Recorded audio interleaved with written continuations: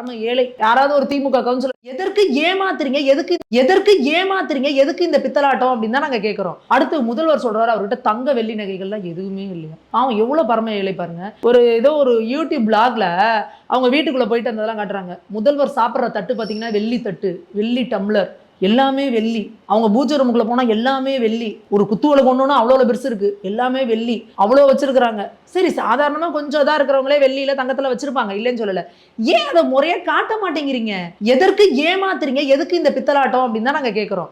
நீங்க அன்னைக்கு அம்பானி அதானின்னு பேசுறீங்கல்ல, அம்பானி அதானிக்கு ஈக்குவலான கோடீஸ்வரர்கள் நீங்க.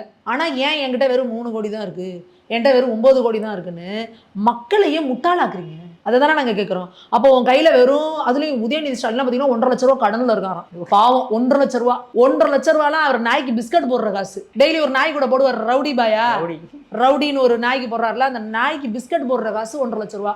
1.5 லட்ச ரூபா கடன்ல இருக்காராம். பாவம், பரம ஏழை. யாராவது ஒரு திமுக கவுன்சிலர்